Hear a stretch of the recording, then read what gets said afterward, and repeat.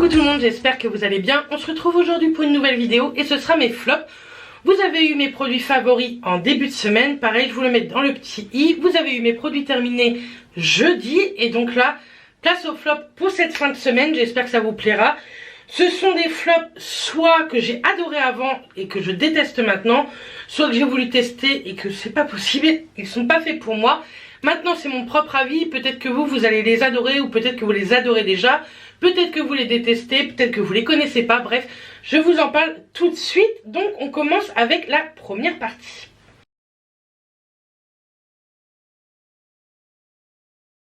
Donc dans la gamme soins, c'est ceci, c'est de la marque Gamardé, c'est un soin bio dermatologique, c'est une eau micellaire douceur, elle démaquille, hydrate, enfin ça c'est ce qu'ils disent, hein, pour les peaux délicates. Donc j'avais eu ceci dans une parapharmacie, c'est la Botanical je pense. Donc le format spray, franchement je trouve ça top, je trouve ça hyper économique. Le format vert c'est pareil, je trouve ça bien plus sympa que du plastique, mais démaquille c'est totalement faux, elle démaquille que dalle. Et hydrate, bah écoutez, c'est écrit pour peau délicate. Moi qui ai la peau hyper sensible au niveau des joues, elle n'est pas du tout faite pour moi. Je trouve elle m'assèche encore plus au niveau des pommettes et elle démaquille que dalle quoi. Donc pour vous montrer quand même, je l'ai bien utilisé. Surtout quand c'est en spray, on en utilise peu, du coup beaucoup moins. Je l'ai bien utilisé, je vais la finir, hein, je vais mettre je pense une année à la finir. Mais je vous la conseille pas du tout. C'était une marque que je connaissais pas mais qui m'avait été totalement conseillée par la parapharmacie Botanical. Mais franchement je pense qu'elle voulait vendre son produit parce que je connaissais pas. Vous allez dire encore que j'abuse, mais c'est de la cosmétique bio et franchement ça n'a rien fait sur moi. L'eau bio, franchement j'ai vraiment du mal, ou alors je teste pas les bons produits. Il y avait 0% de conservateur, 0% de PEG, 0% de silicone et 0% de colorant. C'était à base d'eau thermale, 100% d'origine naturelle. Mais franchement, mettez pas du tout votre argent là-dedans. Elle coûte pas hyper cher, il me semble. Je vous mettrai au pire le prix ici, mais elle est vraiment pas faite pour moi. Ensuite, toujours dans les soins, je suis déçue de ce produit. Pixi. C'est le sérum à la vitamine C, c'est un concentré éclaircissant. Écoutez, je pense que je vais le jeter, il a mal tourné. Pourtant, il est à l'abri du soleil, tout ça. Je sais pas si je vais réussir à vous montrer avant de faire des bêtises, mais vous allez voir. Hop, je sais pas si vous voyez tous les petits points. Bah écoutez, c'est des petits grains et dans un sérum, le sérum normalement il est lisse quoi. Du coup, ça me, on va dire, raye la peau. Je sais pas si on dit comme ça, mais ça m'abîme vraiment la peau. Pareil, toujours au niveau de mes pommettes, c'est une catastrophe. Il était très bien au départ. Il m'en reste très peu, hein. Je pense qu'il me reste juste le fond. J'étais vraiment à la fin. Mais vu comment il a tourné, je pense qu'il a tourné, hein. Je pense que normalement, enfin moi au départ je l'aimais vraiment, il donnait un coup d'éclat à la peau, mais là non c'est plus possible. Je trouve ça dommage parce que je l'ai ouvert il n'y a pas si longtemps que ça, je comprends pas ces petits grains. Après il est très bien au départ, maintenant si à chaque fois il tourne comme ça, au bout de 1 mois et demi, 2 mois d'ouverture, je trouve ça dommage. Il est jamais ouvert, il est à l'abri du soleil, à l'abri de la lumière, etc. Il est à l'abri de la chaleur, ici il fait pas du tout chaud dans la pièce.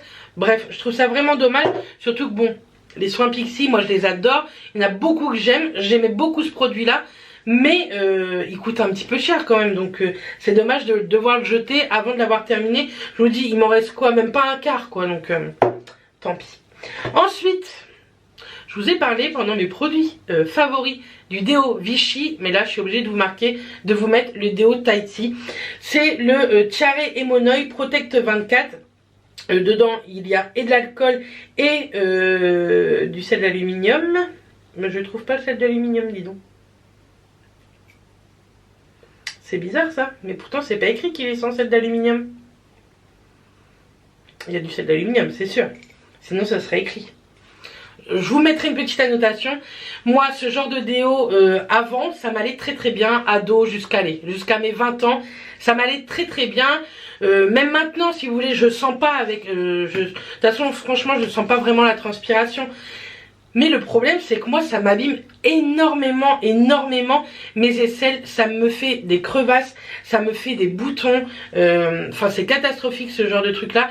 Mes aisselles sont rouges, mais vifs. Même si je me suis pas rasée, épilée ou quoi que ce soit, il sent super bon. Donc je vais pas le jeter, je vais le garder parce que une fois de temps en temps comme ça, c'est très bien.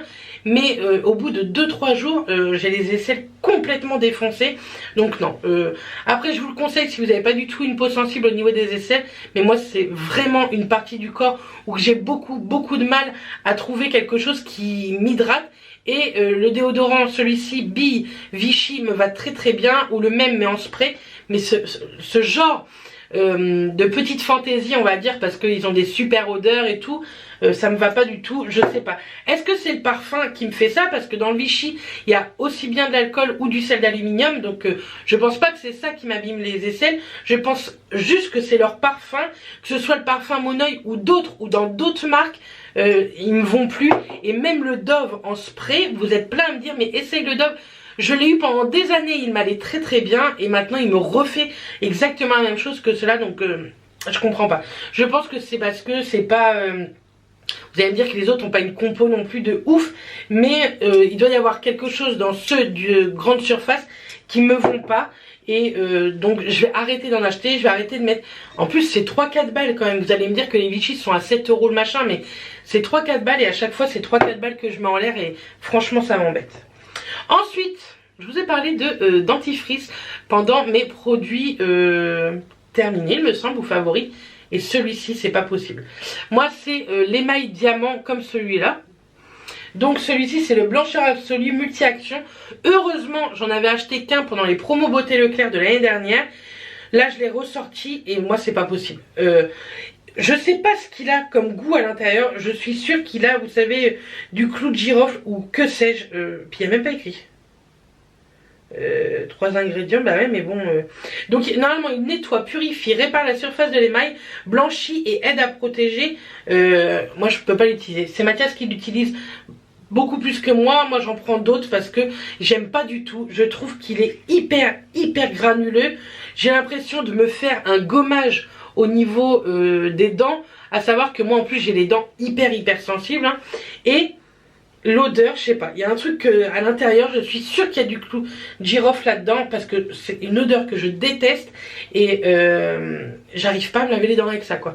La première fois que je l'ai utilisé, je voulais trop le tester parce que émail diamant, ça fait des années que j'en entends parler, etc. Mais je suis sûre plus de 15-20 ans que j'en entends parler, je me suis dit allez teste. Mais non, c'est pas fait pour moi, quoi. Donc si vous n'avez jamais testé, je vous le déconseille.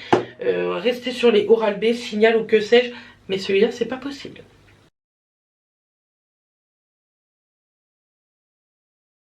Ensuite, j'ai un seul article à vous montrer dans cette catégorie.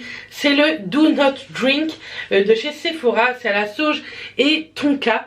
Écoutez, je l'aime bien. Heureusement, je l'avais pris en petit format. Il fait 30 ml. Mais je trouve en fait que l'odeur, j'aime beaucoup. Il a une odeur et féminine et masculine. Je suis sûre qu'il peut aller, c'est un unisexe, il va pour tout le monde. Ce sont des petits prix, donc c'est plutôt cool. Mais l'odeur ne reste pas du tout sur la peau. Il m'a taché un haut alors que mes autres parfums ne tachent pas. Il reste pas du tout sur la peau ou alors il tourne complètement. Il m'en reste très peu, donc je vais le terminer, vous voyez, pour les jours de boulot, je m'en fous un peu. Mais ça, si vous l'utilisez pour sortir, dites-vous qu'il va pas vous durer la journée, la soirée ou quoi. Moi au bout de 2 heures, je sens qu'il n'y a plus rien. Et on va dire c'est parce que moi je ne sens pas mon parfum, mais non, je peux faire sentir mon corps à Mathias, il va pas sentir. Donc je vous le déconseille. Heureusement je l'avais pris en tout petit format à sa sortie, en 30 ml, donc je suis très contente d'avoir pu tester. Mais ce n'est pas du tout fait pour moi, ce genre de parfum.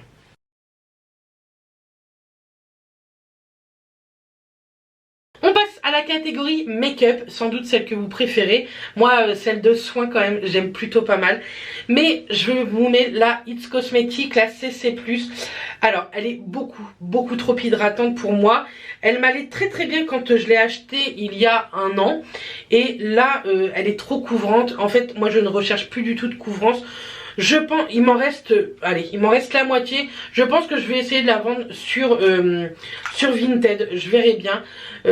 À très petit prix, parce qu'il y en a beaucoup qui aiment tester, donc sait-on jamais. Mais moi, elle est vraiment pas faite pour moi.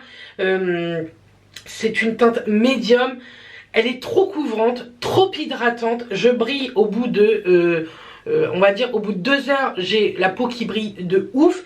Et je pense que c'est plus du tout ce que je recherche. Je recherchais ça il y a quelques années, quelques mois peut-être. Non, quelques années. Je recherchais vraiment de la couvrance. Pas l'effet plâtre, mais l'effet où on voit plus du tout ma peau. C'est plus du tout ce que je recherche. J'aime bien ma peau comme elle est. Bon, mes petites rougeurs, j'essaye de la cacher. Mais grâce à ma CCRED de Herborian, ça marche très bien. Ça, c'est trop peu... Je sais pas, c'est trop couvrant. Je vais peut-être, je sais pas si je vais la vendre sur Vinted parce qu'en plus elle est déjà utilisée, donc sur Vinted, vendre des choses utilisées c'est mort. Mais je vais peut-être la retester ou pour rester à la maison ou je sais pas, ou je vais la donner peut-être à Clara. Je pense que Clara ça peut totalement lui convenir à une peau adolescente, couvrante, hydratante. Je pense que ça peut être vraiment bien.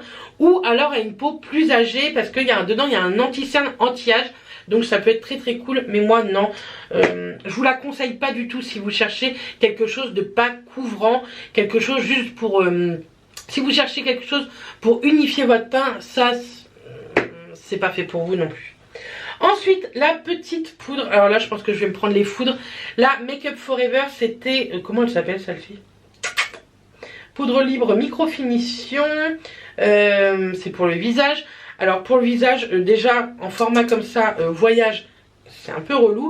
Et je trouve qu'elle se voit. Vous prenez des photos, je trouve que la poudre blanche se voit. Je trouve qu'elle s'estompe pas bien sur le visage.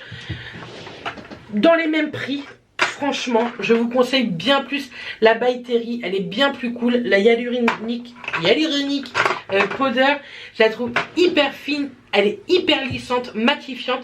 Celle-ci, je trouve pas qu'elle matifie de ouf. Moi, je l'utilise plus du tout sur le visage. Je l'utilise au niveau du contour des yeux. Ça suffit largement. Et voilà, je trouve qu'elle fait briller au bout de quelques heures. Je trouve pas qu'elle est matifiante. Et je trouve pas qu'elle est hyper fine. Moi, vraiment, la By Terry, c'est une de mes préférées. Mais celle-ci, Make Up Forever dans les mêmes prix, j'aime pas trop. Ensuite, de chez Sephora, c'est un petit crayon pour les yeux. Je sais pas si vous allez bien voir. C'est la teinte Glitter Rose Gold. Donc, c'est des crayons rétractables pour les yeux. Et la teinte... on la voit à peine, de toute façon. Vous voyez? Alors, soit vous mettez ça en muqueuse, mais alors moi, je l'ai mis l'autre fois et...